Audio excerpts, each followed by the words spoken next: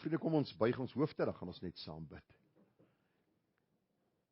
Ons wonderlike hemelse Vader, ons dank en ons eer U dat ons vanmôre kan saam wees, so in hierdie plek van aanbidding, en dat ons eer kan bring aan U, die heilige Skepper God.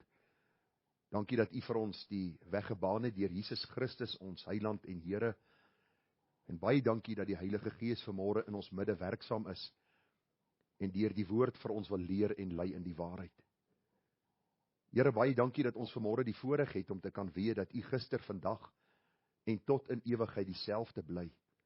U is die onveranderlike God, en terwyl ons omstandighede daagliks verander en ons emosies en ons gemoedere, bly U dieselfde, en U is die getroue verbondsgod, die God van Abraham, Isak en Jakob. En soos ons vanmôre sal sien, Here, al is ons ontrou, U bly getrou. U kan U self nie verloon nie. Baie dankie dat U nie soos een van ons is nie. Want Here, as U 'n mens was, wat sou van ons geword het? Ons is so hard teenoor mekaar by tye, en dikwels, Here, so ongenaakbaar, en eer ons U dat U nie volgens emosie werk en, Here, uitbarstings het en die mens vergeld vir wat hy eintlik verdien nie. Maar dat U genadig en barmhartig is, en die woord sê dat U aandagtig daarin is, dat ons stof is. Tog roep U ons op tot heiligheid. U roep ons op tot 'n lewe van toewyding. En die Bybel sê vir ons baie duidelik, as ons sê ons behoort aan die Here Jesus Christus, dan behoort ons te wandel soos hy gewandel het. Ons eer U vir die kosbare waarhede daar in Galasiërs 5, wat vir ons leer van die vrug van die Gees. U roep ons op en sê vir ons, wandel deur die Gees, dan sal julle nooit die begeerlikheid van die vlees volbring nie. U waarsku die apostel Petrus, en U sê vir hom, Petrus, die duiwel het vurig begeer om julle soos koring te sif, maar ek het vir jou gebid. Dankie dat U vanmôre vir ons bid, en dat U vanmôre ons oproep, want die Gees is gewillig, maar die vlees is dikwels so swak. En daarom wil ons vanmôre kom skuil by U. En dankie dat ons vreugde en veiligheid vind in U teenwoordigheid.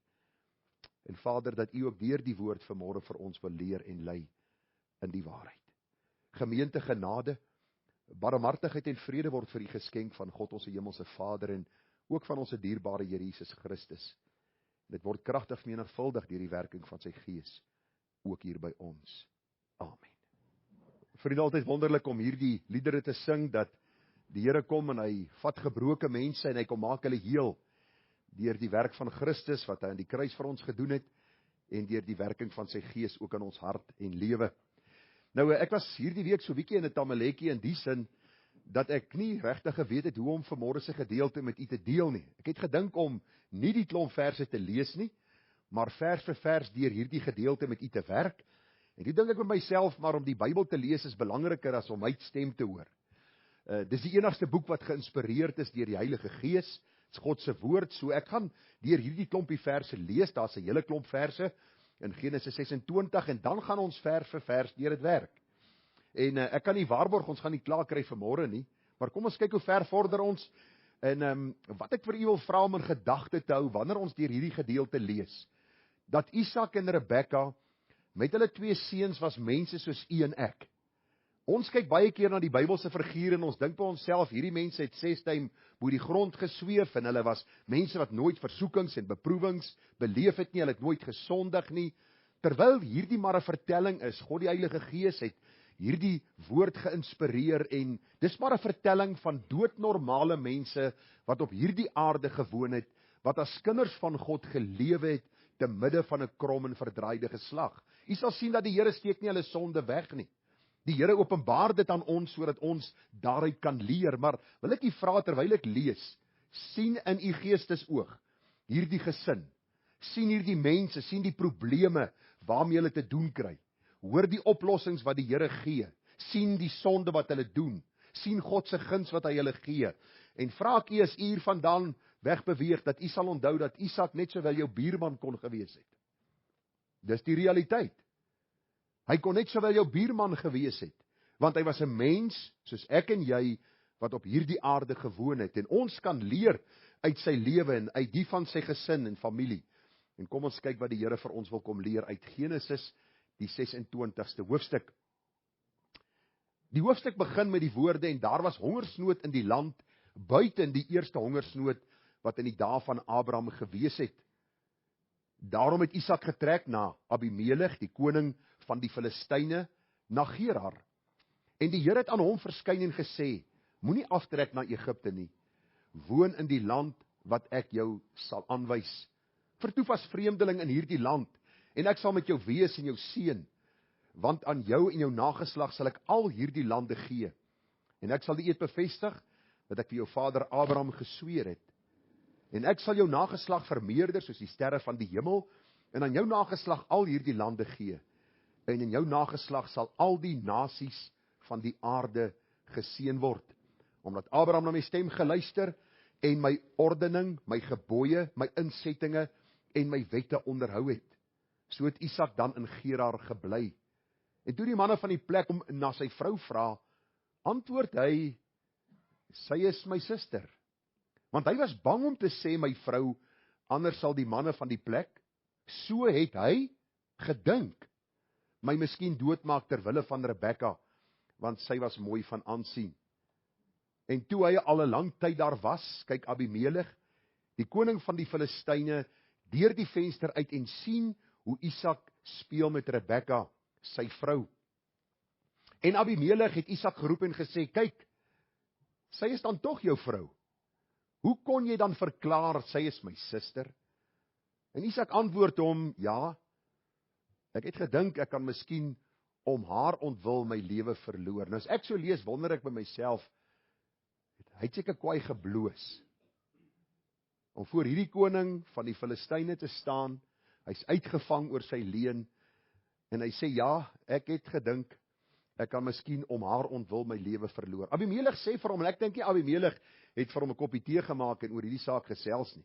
Ek dink hy het redelik hom sterk aangespreek. Hy sê, wat het jy ons nou aangedoen? Hoe maklik kon een van die mense met jou vrou gemeenskap gehad, en jy 'n skuld oor ons gebring het? Daarop gee Abimelech bevel aan die hele volk en sê, wie hierdie man of sy vrou aanraak, sal sekerlik gedood word. Isak het toe in die land gesaai, en daardie jaar 100voudig gewen, want die Here het hom geseën. En die man het groot geword, en altyd weer groter geword, totdat hy baie groot was. Hy het troppe kleinvee en beeste gehad, en baie bediendes, sodat die Filistyne hom beny het. En al die putte wat die dienaars van sy vaders in die dae van sy vader Abraham gegrawe het, die het die Filistyne toegestop en met grond opgevul. Toe sê Abimelech vir Isak, trek weg van ons, want jy het vir ons veels te magtig geword. Daarop het Isak van daar weggetrek en laar opgeslaan in die dal by Gerar, en daar bly woon. En Isak het die putte weer oopgegrawe, wat hy in die dae van sy vader Abraham gegrawe het, en wat die Filistyne na die dood van Abraham toegestop het, en dit genoem na die name wat sy vader daaraan gegee het. En terwyl die dienaars van Isak in die dal grawe, vind hulle daar 'n put met lewendige water, en die herders van Gerar het getwis met die herders van Isak en gesê, dit is ons water. Daarop het hy die put Esek genoem, omdat hulle met hom onenigheid gehad het. Daarop grawe hulle 'n ander put, en daaroor het hulle ook getwis. Daarom het hy dit Sitna genoem. Toe het hy van daar versit en 'n ander put gegrawe, en daaroor is nie getwis nie. Daarom het hy dit Rehoboth genoem en gesê, ja, nou het die Here vir ons ruimte gemaak en kan ons vrugbaar wees in die land. Daarna het hy van daar opgetrek na Berseba, en die Here het aan hom in dieselfde nag verskyn en gesê, ek is die God van Abraham, jou vader, moenie bang wees nie, want ek is met jou, en ek sal jou seën en jou nageslag vermeerder ter wille van Abraham my knegt. Toe bou hy daar 'n altaar, en hy die naam van die Here aangeroep, en daar sy tent opgeslaan, en die dienaars van Isak het daar 'n put gegrawe. Daarop kom Abimelech na hom van Gerar af, saam met Ahisat, sy vriend, en Pichol, sy leerowerste. En Isak het hulle gevra, waarom het julle na my gekom, terwyl julle my haat, en my van julle af weggestuur het? Toe antwoord hulle, ons het duidelik gesien, dat die Here met jou is. Daarom het ons gedink, laat daar tog 'n eed tussen ons wees, tussen ons en jou, en laat ons 'n verbond met jou sluit. En nou wil ek hê jy moet let op die gesindheid van Isak. Wat 'n goeie buurman was Isak net nie. Hoor wat sê die Bybel. Terwyl Abimelech vir hom sê, jy moet ons geen kwaad doen nie, net soos ons aan jou nie aangeraak het, en jou nou niks gedoen het nie, en jou in vrede weggestuur het, jy is nou eenmaal die geseënde van die Here. Isak se reaksie, toe berei hy vir hulle 'n maaltyd, en hulle het geëet en gedrink. En hulle is die môre vroeg op, en het vir mekaar 'n eed gesweer. Daarop het Isak hulle laat gaan, en hulle het in vrede van hom af weggetrek. Dieselfde dag kom toe die dienaars van Isak en vertel hom van die put wat hulle gegrawe het, en sê vir hom, ons het water gekry. En hy het dit Seba genoem. Daarom is die naam van die stad Berseba tot vandag toe. Toe Esau 40 jaar oud was, het hy Judith, die dogter van Beeri, die Jetiet vir hom as vrou geneem, en Basmat, die dogter van Elon die Jetiet. En hulle was vir Isak en Rebekka 'n bitter verdriet. Toe ek hierdie laaste 2 verse lees, toe dink ek, dis omtrent hoe dit in elke huis gaan. Daar gebeur wonderlike dinge, en jy's dankbaar, en jy het vrede met jou bure, en die geld is oorvloedig, en die volgende oomblik kom die bitter verdriet. En ons gaan leer in hierdie hoofstuk dat ons die Here moet dien in die goeie en in die slegte tye. Hy is die God wat oor hierdie goed oor ons lewens beskik en bepaal. En soos Isak en sy gesin hierdie dinge beleef het, so beleef u en ek dit ook. En kom ons sien wat die Here vir ons wil leer uit hierdie gedeelte. Nou ek het maar net 'n tema vir vanmôre se boodskap vir u saamgebring. Daar's nou nie 'n spesifieke teks en oordenking nie. En hierdie tema sluit nie alles in wat ons gaan hanteer nie. Maar toe ek deur hierdie gedeelte gewerk het, die afgelope tyd het ek by hierdie tema uitgekom, Isak se vrees, leuns, voorspoed, en dan hulle bittere verdriet, soos ons in hierdie gedeelte sien. So ons gaan vanmôre 'n bietjie kyk na die gedagte van Isak se vrees, sy leuns, die voorspoed wat hulle beleef het, en dan ook hulle bittere verdriet. Nou vriende, terwyl ek hierdie week besig was om hierdie boodskap voor te berei, het ek weer afgekom op die baie besondere en kosbare Latynse uitdrukking wat Martin Luther graag gebruik het. Nou dis nie Martin Luther, die man daar in Amerika wat eintlik maar in 'n skewe rigting beweeg het om die regering omver te werp nie. Hierdie man Martin Luther was die hervormer gewees. Ons weet, 'n man wat lief was vir die Here, en die Bybel sê vir ons, die geskiedenis leer vir ons dat hy die Bybel lief gehad het. Hy was 'n man wat die woord bestudeer het. En Martin Luther het graag die uitdrukking gebruik, die Latynse uitdrukking, simul justus et peccator. Nou, u kan miskien dink, maar wat beteken dit in eenvoudig? Hierdie Latynse terme beteken dat ons gelyktydig geregverdig is en sondaars is. So as hy sê simul justus et peccator, beteken dit eenvoudig ons as mens, ek as individu, ons wat getuig ons is weergebore, is op een en dieselfde tyd voor God die Vader regverdig verklaar in die soendood van Jesus, terwyl ons nog op aarde die sondige natuur beleef. Die sonde wat baie keer in ons lewens na vore kom. En ag vriende, ons sien dit pragtig geïllustreer in hierdie hoofstuk 26 van die boek Genesis. Ons lees dat Isak die seun van die belofte was. Die Bybel sê vir ons baie duidelik dat Abraham en Sarah hier nie kinders kon gehad het nie. Die Here gee vir Abraham die belofte dat daar 'n kind gebore sou word, en op ouderdom 100 jaar oud, en Sarah was so 90 jaar oud, is Isak die seun van die belofte gebore. Nou die Bybel leer vir ons dat Isak gesien het hoe sy vader Abraham die Here dien. Hy het die goed en die sleg beleef in die huis elke dag. Hy het gesien hoe sy vader Abraham sy toevlug neem na die Here. En ons het gesien so in die weke wat verby is, dat Sarai gesterwe het en later Abraham gesterf het. En wat vir my getref het in hierdie navorsing is dat toe pa en ma gesterf het, was Isak nog steeds verantwoordelik vir sy eie geestelike lewe. Die Bybel sê vir ons, werk jou eie heiligheid met vrees en bewering, want dit is God wat in jou werk om te wil en te werk na sy welbehae. Jy sien vriende, ons kan nie aanneem omdat my pa en my ma die Here gedien het, sal ek outomaties die Here dien nie. Ons sien en ons beleef dat baie kinders wat in Christelike huise groot word, hulle eie koers inslaan en eintlik elke keer hulle self beroep op pa en ma se heilige lewe, en hulle reken deur dit gaan hulle by die hemel uitkom. Nee. Hierdie man Isak, die Bybel leer vir ons baie duidelik dat hy 'n man was wat die Here liefgehad het, maar ook sien ons dat die Here hom op die proef gestel het, soos hy Abraham, sy vader, op die proef gestel het. Dis my baie belangrik om te sien dat hierdie man Isak by sy pa en sy ma kon leer hoe om die Here te dien, maar dat hy self nou deur hierdie geestelike stryd moet gaan, om dan ook die Here beter te leer ken. Nou, ons het gelees van hierdie ramp wat hulle getref het. Die Bybel praat van die hongersnood wat daar was. En wie kan gou vir my sê, waar lees ons nog van die hongersnood wat hulle getref het, hierdie gesin? Onthou jy Abraham, Genesis 12, en die Bybel sê vir ons dat Abraham afgetrek het na Egipte, en daar vir 'n tyd lank versorging beleef het.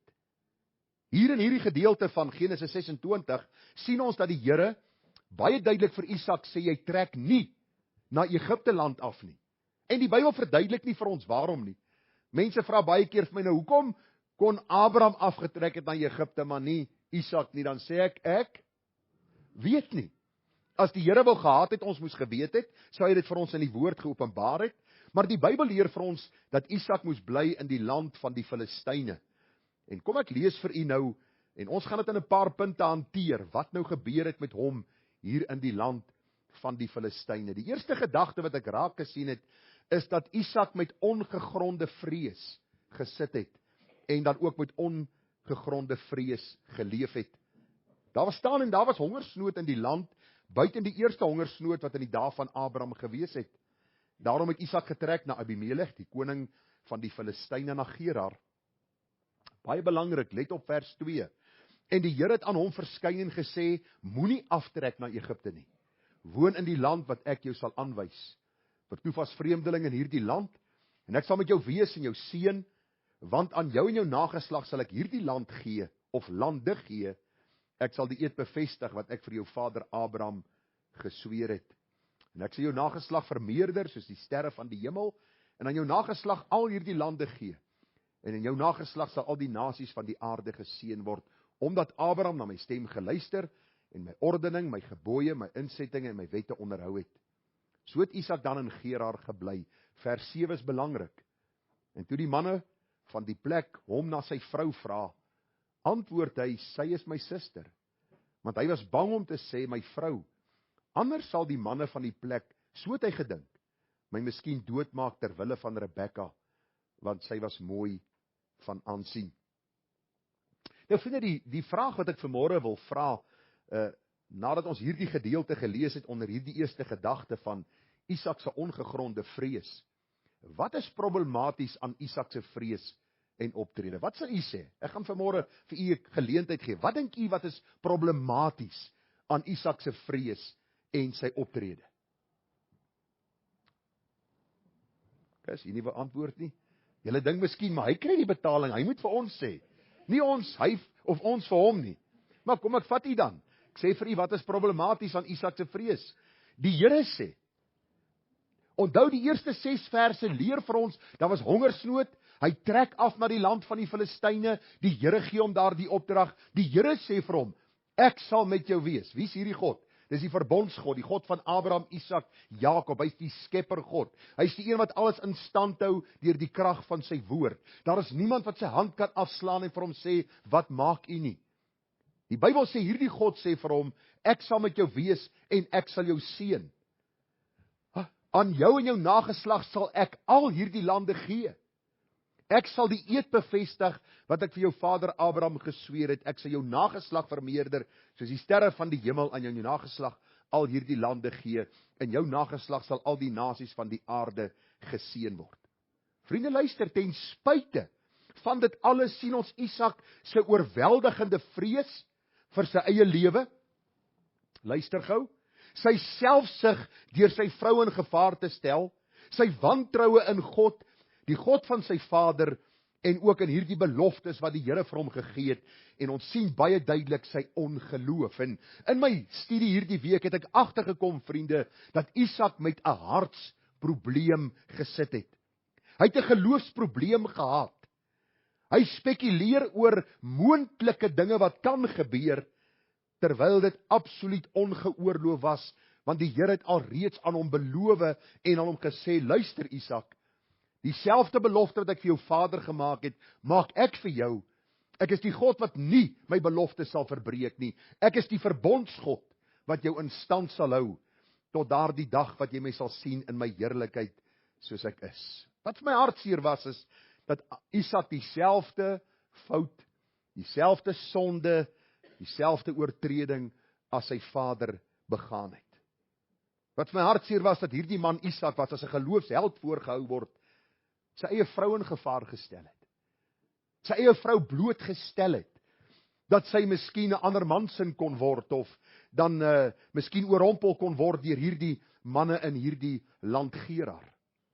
Tog was God genadig om haar te bewaar en hom te beskerm en ook sy verbond gestand te doen. En ag vriende, die eerste toepassing wat ek wil maak vanmôre is dit geoorloof vir my en jou om te vrees? U sien, ons as kinders van die Here sit gereeld met ongegronde vrees.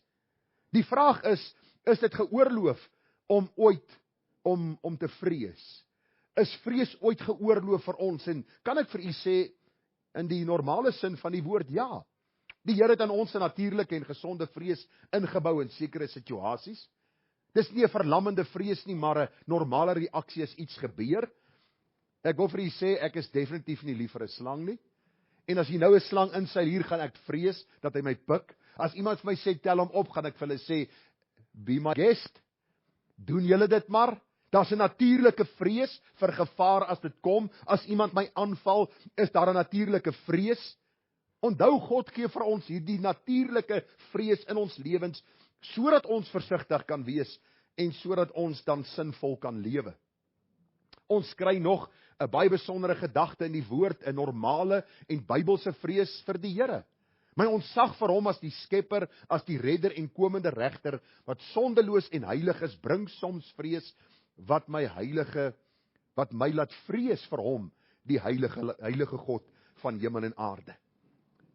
Maar vriende, daar is een probleem waarmee ons as kinders van die Here sit, is dat ons dikwels met ongegronde vrees deur die dag, deur die week, deur die maand, deur jare gaan, en later neem ons medikasie vir ons vrees en ons poog om op alle moontlike maniere hierdie vrees van ons weg te kry, in plaas van om na die bron te gaan, die een wat vir ons sê, ons kan skuil onder die vleuels van die Almagtige.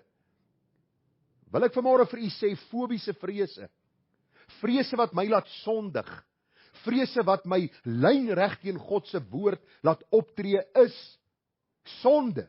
Dis verkeerd. Dit is 'n emosie van wantroue in God se beloftes, sy vaderskap, sy beskerming en sy sorg. En dis presies waarmee Isak geworstel het. Ek het vir julle aan die begin gesê, Isak was 'n man soos u en ek. Onthou net, Isak was nie 'n engel wat 'n mens geword het nie. Isak het met hierdie fobiese vrees gesit. As ek in hierdie land van die Filistyne kom, hulle weet ek is 'n Israeliet, hulle weet dat ek nie soos hulle is nie, gaan hulle my doodmaak ter wille van my vrou. Dit was alles goed wat hy vir homself wys gemaak het. Hy het dit gedink. En ag vriende, hoe dikwels lewe ons in vrees in hierdie land, omdat ons heeltyd dink daar gaan iets gebeur. Ek het hier op my notas geskryf. Weet nie by u huis nie, maar by ons huis het ons nie 'n 3 ure wagdiens wat ons elkeen verrig. Ek 3 ure, Ethel 3 ure, Kalfyn 3 ure.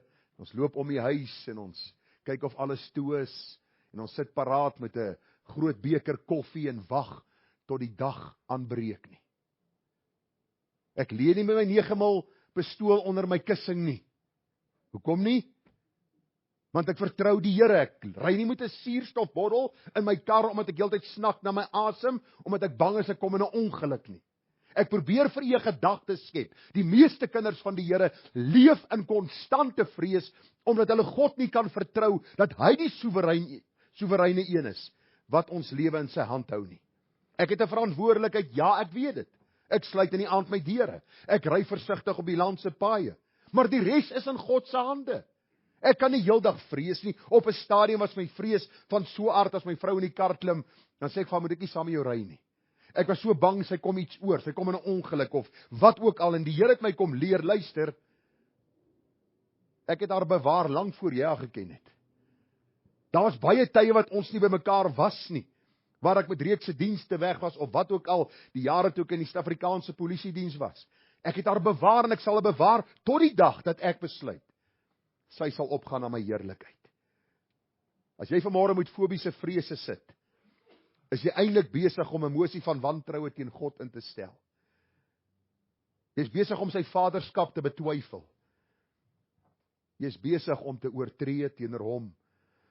En dis die hartseer. Jy sien vriende, die volgende ding wat gebeur is, as jy met vrees sit, kom daar sonde in jou lewe. Isak se ongegronde vrees het gelei na leuns.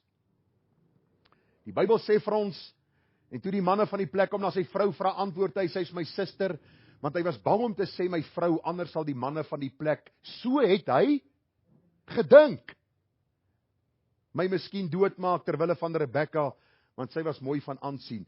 Nou ek moet vir julle sê, as God direk met my kom praat hier, en hy sê vir my, Gerard, luister gou, hierdie land is joune. Ek gaan al die nasies van die wêreld seën. Ek is met jou. Jou nageslag sal soos die sterre van die hemel wees. Ek, die Skepper God, is met jou. Ek weet nie of ek sou vrees nie. En tog sien ons dat die Here met ons deur sy woord praat elke dag. Spurgeon het gesê, as jy God se stem wil hoor, lees sy woord. As jy sy stem hardop wil hoor, lees sy woord hardop. Ons hoor elke dag wat God vir ons sê. En as ons klaar gebid het en klaar die woord gelees het, dan sê ons, maar miskien, sê nou maar, wat van as? En moet daai gedagtes beweeg ons uit ons studeerkamer en uit ons huise, en ons is heeldag op ons senuwees, en vanaand kom ons moeg by die huis aan, omdat ons die soewereine God nie kan vertrou nie. Hoor wat gebeur verder. En toe hy al 'n lang tyd daar was, so Isak het vir 'n lang tyd in hierdie leuen gelewe. Sê die Bybel vir ons, kyk Abimelech, die koning van die Filistyne, deur die venster uit en sien hoe Isak met Rebekka, speel met Rebekka sy vrou. Nou hierdie woordjie speel, vriende, ons gaan nou nie te veel uitbrei daarop nie, hier's kinders in die gehoor, maar hierdie was 'n intieme verhouding waarmee hulle besig was. Hoe die koning van die Filistyne dit gesien het, weet ons nie, maar deur dit wat gebeur het, het hy onmiddellik geweet, luister, hierdie is nie sy sussie nie. Niemand soen sy sussie nie. Op so 'n manier, soos wat Isak gedoen het nie. Partykeer as ons die Bybel lees, wil ons goedjies uithaal uit die Bybel wat daar is. Maar hoor wat gebeur, nadat Abimelech gesien het hoe Isak hierdie Rebekka soen, en eintlik haar liefkoos. 9 vers 9, en Abimelech het Isak geroep en gesê, kyk, sy is dan tog jou vrou. Hoe het jy dit agtergekom? Come on, ek het gesien, sy is jou vrou. En die Bybel sê, hoe kon jy dan verklaar dat sy is my suster? En Isak antwoord hom, ja, ek het gedink, ek kan miskien om haar ontwil my lewe verloor. En Abimelech sê, wat het jy ons nou aangedoen? Die skande van die leuns van God se kinders, wat aan die lig kom. Ag vriende, ek wil vir u sê, dis noodsaaklik om vanmôre te sien, dat hierdie man, Isak, 'n leuen vertel het, wat geestelik skade gedoen het, en ook hierdie koning van die Filistyne opgewek het om met hom te praat, en eintlik om reg te wys oor sy sonde. Kinders van die Here moet eintlik die sonde van die ongeredde uitwys. Hier sien ons hoe die ongeredde die sonde van die geredde uitwys. En nou wil ek net vir u sê, as ons die Bybel gaan lees, sien ons net so sy vader Abraham, het Isak se vrees hom gedryf om te sondig. En dan baie belangrik, ek moet dit net vanmôre vir u sê, dit is nie 'n bloedlyn vloek nie. U ken mos hierdie bloedlyn vloek mense. Hulle loop met olie rond in hulle salf. En dit moet kom van Israel, en dit moet vars olyfolie wees, en dit moet in 'n sekere botteltjie verpak wees, en dan salf hulle jou, en dan breek hulle die sogenaamde bloedlyn vloek.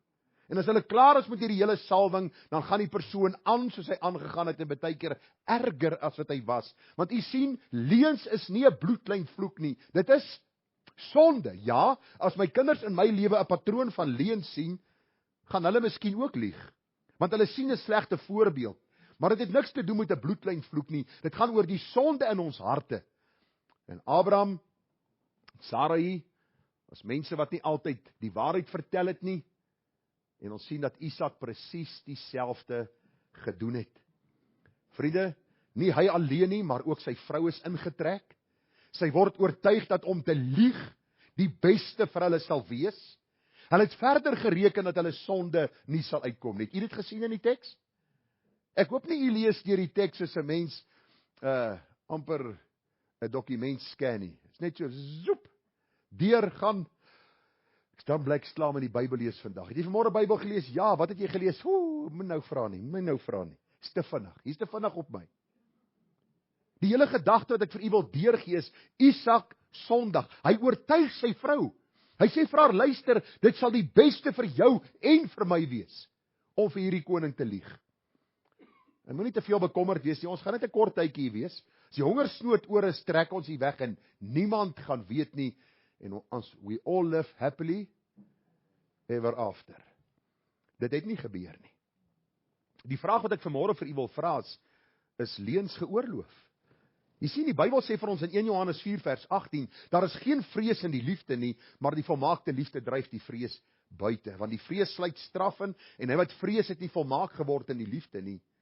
Ons het hom lief, omdat hy ons eerste lief gehad het. God se liefde vir Abraham, red hom, God se liefde vir Isak, laat hierdie beloftes voortgaan.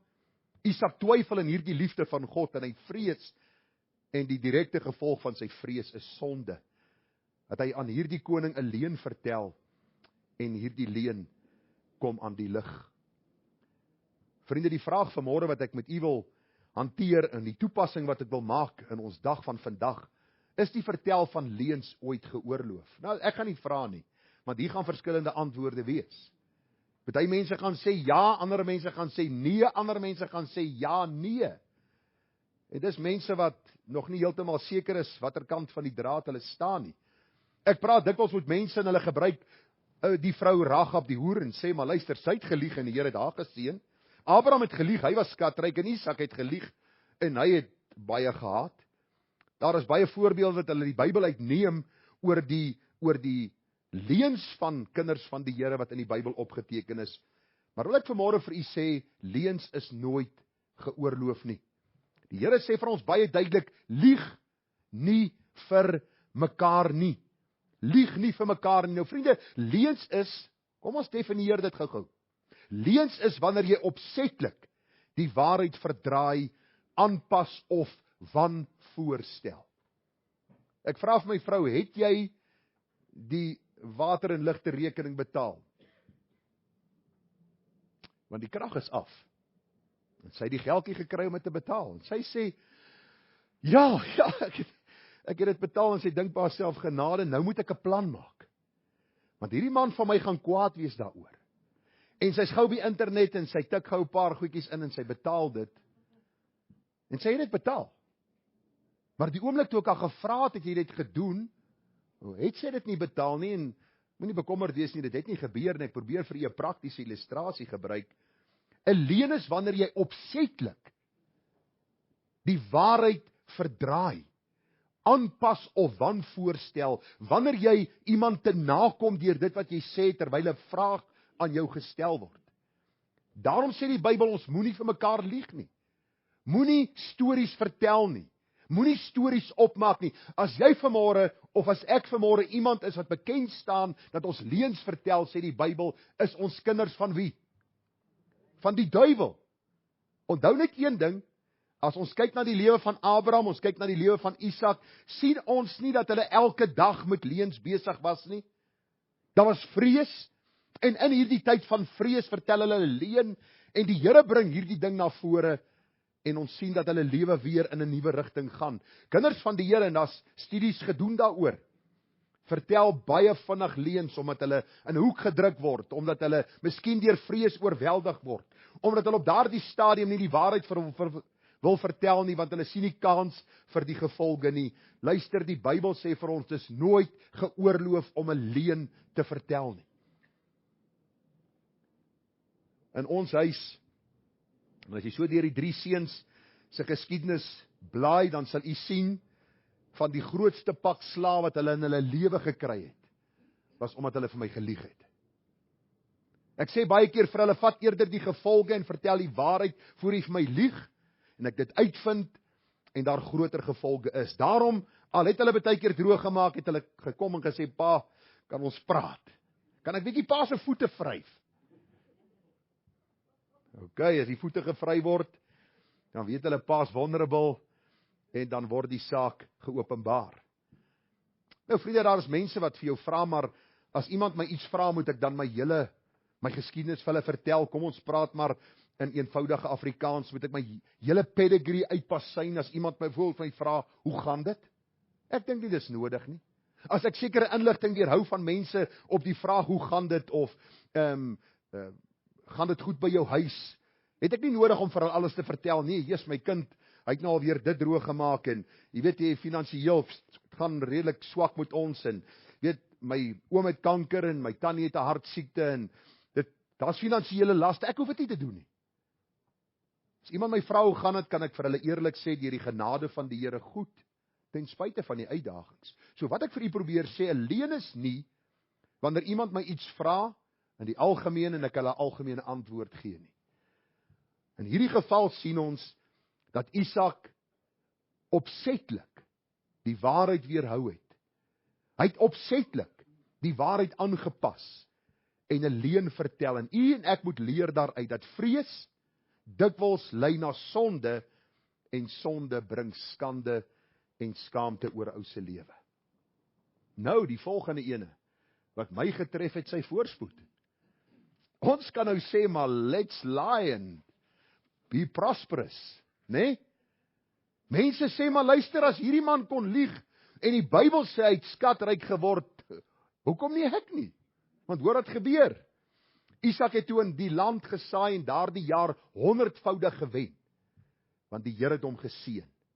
En die man het groot geword, en altyd weer groter geword, totdat hy baie groot was. Hy het troppe kleinvee en beeste gehad, en baie bediendes, sodat die Filistyne hom beny het. Ek het vir u gesê, vriende, dat Isak nie in 'n patroon van leuns gelewe het nie. Hy het 'n leuen vertel oor sy vrou, so sien ons. En die Bybel sê vir ons, sy leuen het aan die lig gekom, en hy moes belydenis doen, en hy moes regmaak waar hy verkeerd gedoen het. Maar die vraag vanmôre wat ons moet vra vir mekaar is, hoe versoen ons sy sonde met sy voorspoed? Want jy sien, ons is heeltyd besig om hierdie balle te probeer in die lug hou, om te kyk nou, waarom doen God dit met A, en dan doen hy dit met B, en die vraag, hoe versoen ons sy sonde met sy voorspoed? Vriende, onthou, voorspoed is nie gekoppel aan saligheid of heiligheid nie. Van die rykste mense op aarde is van die mees goddelose mense op aarde. Daar is kinders van die Here wat sonde doen en nog steeds skatryk is. Luister gou-gou, het u gelees wat sê die Bybel, wat het Isak gedoen? Die Bybel sê Isak het gewerk. Hy het gesaai. En die Here het sy arbeid geseën. Waarom? Omdat die Here met Abraham en Isak 'n verbond gesluit het, en God is nie ontrou aan sy eie verbond nie. Al is ons ontrou, God bly getrou. Hy kan homself nie verloon nie. Vriende, luister gou. Beteken dit dat God sonde oorsien? Ons kan uitroep 1000 maal nee, verseker nie, maar dink daaraan. As die Here ons elke keer dadelik moes straf vir ons sondes, was nie een van ons vanoggend hier nie. Ons is baie lief om na die Bybel te kyk en te sê, hierdie Abraham, uita, weet jy, hierdie man, of Isak, of Dawid, ons is baie lief om Bybelkarakters te vat, en dan ons sonde te regverdig met hulle sonde wat hulle gedoen het. Die Bybel sê vir ons in 1 Korintiërs, die 10de hoofstuk, dat hierdie dinge is opgeteken as voorbeelde vir ons, sodat ons nie in dieselfde sonde as hulle sal val nie. God sien nooit sonde oor nie. Elke sonde is gestraf in die Here Jesus Christus. Elke sonde het 'n gevolg. Maar dank die Here, hy straf ons nie regverdiglik elke liewe keer as ons sondig nie, want daar was nie een van ons vanmôre hier nie. In hierdie week het ek en jy gesondig teenoor God. Ek gee nie om wat jy gedoen het nie. Ek het eendag in 'n bidtuur geleentheid, ek sal nooit vergeet nie, ons was daai aand seker so 70, 80 mense by die bidtuur, en ek vra vir die bidtuurgangers, wie van julle het vandag nie gesondig nie? En daar's net 2 oomies wat hulle hand nie opgesteek het nie.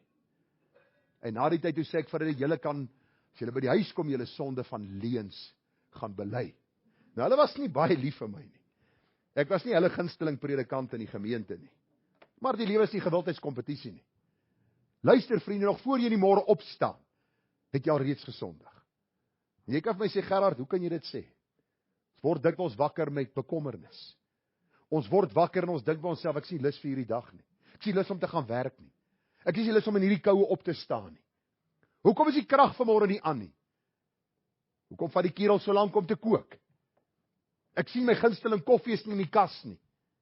Ek loop soos 'n brombeer in die huis rond. Die hele gedagte is net, vriende, dat ons moet besef, dat sonde is sonde. Sekere sonde het groter gevolge as ander, maar ons het nodig om elke dag by die Here te skuil. En die Here te dank vir sy voorspoed wat hy ons gee, te midde van en ten spyte van ons sonde. Ek hoor baie keer die Arminiane, dis nou die mense wat glo dat ek my hart vir Jesus gegee het en ek het Jesus in my hart genooi en al die onbybelse leuns wat hulle versprei. Hulle is graag daarom te sê die Here gee vir ons volgens verdienste. Nee. As jy volgens verdienste wil gaan, sal ek en jy vanmôre God se oordeel ontvang. Moet nooit vra vir verdienste nie, dank God vir genade. Dis hoekom ons bou op die genade verbond van die Here. Die Here was getrou aan Isak ten spyte van Isak se ontrouheid aan hom. Die Here het die leuen geopenbaar. Isak het belydenis gedoen. Maar God seën hom met voorspoed. Die Here seën hom met rykdom. Die Here is goed en genadig vir hom. Die vraag wat u almal nou brand om te vra is, gaan almal ryk word? Miskien dink u vanmôre is ek hier om vir u te sê, luister, health, wealth, prosperity, name it and claim it.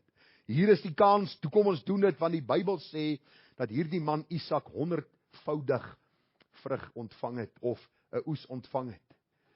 Vriende, die Bybel is baie duidelik daaroor, sommige het meer as ander. Ek dank die Here, in 'n gemeente soos hierdie, het ons brandarme mense, en ons het middelklas mense, en ons het skatryk mense, en ek dank die Here vir hulle almal, want dis hoe ons 'n gemeente saamvoeg, want ons word gered uit dieselfde bron van waarheid, die Here Jesus Christus, wat ons sonde kom vergewe. Hy versoen ons met Vader, en hy gee vir ons, soos hy dink is nodig. Die Bybel leer vir ons baie duidelik, dat manne soos Abraham, Isak en Jakob, Job en so 'n paar ander baie ryk was. Ek praat nou net met my seun, hy sê, dat Elon Musk nou 'n triljoenêr is.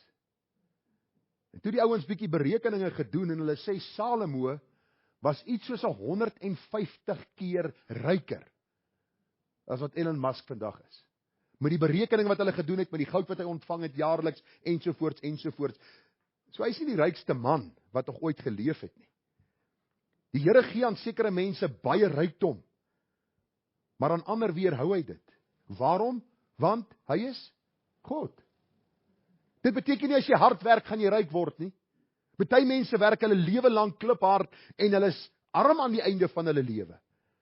Maar hoor, dat sê die Bybel vir ons baie duidelik. Manne soos Jeremia, Elia, Jesaja, Paulus, Petrus en Jesus was op tydelike gebied arm. Jesus self sê, die jakkals het gate en die voëls van die hemel het neste, maar die seun van die mens het geen plek waar hy sy hoof kan neerlê nie. Jesus het nie 'n transportakte gehad toe op aarde was nie. Hy het nie sy eie paleis gehad soos Kajafas, die hoofpriester wat hom aan die dood oorgelewer het, of dat hy gekruisig moes word nie. Of eintlik meegewerk het dat hierdie goed moet gebeur nie.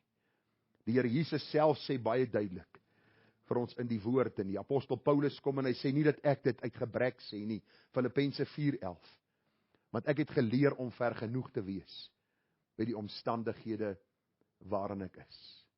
Ek weet om verneder te word, en ek weet om oorvloed te hê. In elke opsig en in alle dinge is ek onderrig om versadig te word, sowel as om honger te ly, om oorvloed te hê, sowel as om gebrek te ly. Ek is tot alles in staat deur Christus wat my die krag gee. Baie keer by sportbyeenkomste, as ek sien hierdie vers is op een of ander doek geverf, dan wil ek vir die kinders sê, man, luister, kom ons kyk gou wat die konteks is. Dit gaan nie oor ek gaan die beste sportman wees, en ek is deur God se krag in staat om 3-3 vandag te druk nie. In alle moeilike en maklike omstandighede vertrou ek op die Here, en hy is my instaatsteller om daardeur te kom. 2 Korintiërs 11:27 sê die apostel Paulus, in arbeid en moeite, in slaaplose nagte dikwels, in honger en dors dikwels sonder ete, in koue en naaktheid. Vriende, ek wil vir u vanmôre vra, dat u en ek sal kyk na Isak, dat ons sy lewe sal bestudeer, dat ons sal sien die Ou Testament is net so van toepassing op ons vandag soos die Nuwe Testament. Dieselfde ervarings wat die mense in die Ou Testament gehad het, het mense deur die eeue in die Nuwe Testament tot vandag toe. En ek moet vanmôre afsê, daar is nog 3 gedagtes wat ek wou hanteer het, maar ek sien is alreeds by die tyd en ons moet nog vanmôre die dood van die Here herdenk. Maar volgende week gaan ek bietjie met u praat oor die putte wat gegrawe is, want ons sien daar is sekere putte wat gegrawe is. Ons gaan bietjie kyk na Isak en die altaar wat gebou is, daar in die 23ste vers, en dan gaan ons stil staan by Isak en Rebekka se bittere verdriet. Dis volgende week se gedagtes. Nou ek het klaar voorberei, ek het gedog die horlosie sal stadiger loop, maar seker 'n nuwe battery in. So ons sal volgende week aangaan, maar ek vra die Here dat hy vir my en jou wysheid sal gee. Dat ons sien vrees lei tot leuns en God bly getrou. Hy seën hierdie man Isak. Ja, hy seën nie sy sonde nie. Hy openbaar sy sonde. Daar is belydenis wat plaasvind, maar God bly getrou om vir hom te sorg. Mag u en ek ons lewe daagliks aan die Here se voete neerlê. Mag ons daagliks besef, vriende, ons verdien niks nie. Kom ons eer die Here vir sy goedheid en sy guns oor ons. En mag ons genade vind om elke dag te sê, Here, sonder u kan ek niks doen nie. Kom ons gaan net so sit en ons het 'n gebed saam doen. Vader, as ons kyk na hierdie Ou Testamentiese karakters, manne en vroue wat geleef het, wat sekere besluite gemaak het, sekere dinge gedoen het. Dankie dat u woord dit vir ons openbaar, maar ook baie, baie dankie, Here, dat u vir ons deur alles u getrouheid openbaar, en dat ons in hierdie week kan steun op u getrouheid. Here, as dit van ons moes afhang om die hemel te kon ingaan, as dit van ons werke moes afhang, of ons patetiese greep van u, sou nie een van ons die heerlikheid van die hemel gesien het nie. Maar baie dankie vir die woord wat vir ons sê, dat die Here wat 'n goeie werk in ons begin het, dat hy dit sal volëindig. Soms is daar tug in ons lewe, soms is daar die verleentheid wanneer ons sonde na vore kom. Maar in dit alles vorm u ons, verander u ons. Roep u ons op tot 'n lewe van heiligheid, om versigtig te wees wanneer ons besluite maak. Deur ons vrees by die kruis neer te lê en te sê, Here, u is die allerhoogste wat ook in beheer is van my lewe. Help vir ons om hierdie 3 kort gedagtetjies te onthou, dit te oordink, te bepeins, toe te pas in ons lewe, dat ons nie sal vrees nie, dat ons nie sal sondig deur leuns te vertel nie, en dat ons elke druppel voorspoed en seëninge uit die Vaderhand, Here, sal sien as genade en in dankbaarheid sal lewe. Waar ons nou u dood gaan herdenk, Here, vra ons dat u deur u Gees ons sal kom besoek en deur die waarheid van u woord ons harte sal rig na u self, sodat ons u kan eer in alles. Ons bid dit met dankseggende. Amen. Kom ons kom by die nagmaalsformulier. Ons lees daar in 1 Korintiërs 11 vers 23 tot 32. Nou ek gaan nie alles lees nie, maar daar is vir my 'n paar sake wat uitstaan. Vers 23 sê, want ek het van die Here ontvang wat ek ook aan julle oorgelewer het, dat die Here Jesus in die nag waarin hy verraai is, brood geneem het, en nadat hy gedank het, het hy dit gebreek en gesê, neem eet, dit is my liggaam wat vir julle gebreek word, doen dit tot my gedagtenis, net so ook die beker na die ete, met die woorde, hierdie beker is die Nuwe Testament in my bloed, doen dit so dikwels as julle daaruit drink, tot my gedagtenis. Nou vriende, daar het 'n vraag na my toe gekom, die week wat verby is, of so 2 weke terug, oor die beker en die kelkie, en die brood, en hoe werk dit, moet ons nie uit 'n beker uitdrink nie, hoe presies werk dit, as ons die kelkies gebruik. Ek wil vir u sê, dit gaan nie oor die kelkie en die beker nie, dit gaan oor die liggaam van Christus wat gebreek is, dit gaan oor die bloed wat gevloei het. Dit is onmoontlik om 80 of 100 mense uit 1 bottel te bedien, of 1 brood te sny om almal 'n stukkie te gee. So die hele gedagte is dat Kom ons vra die Here vir wysheid dat ons die fokus reg sal hê. Die liggaam is gebreek en daarom eet ons die brood as 'n herinnering. Die brood word nie die liggaam van Jesus nie. Ons glo nie aan transsubstansiasie, soos die Rooms-Katolieke Kerk waar ons sê die stukkie brood word nou Jesus se fisiese liggaam en die druiwesap word nou fisies sy bloed nie. Dis simbole wat ons gebruik. En ek vra vanmôre vir jou, as jy kind van die Here is, gebruik saam met ons hierdie simbole.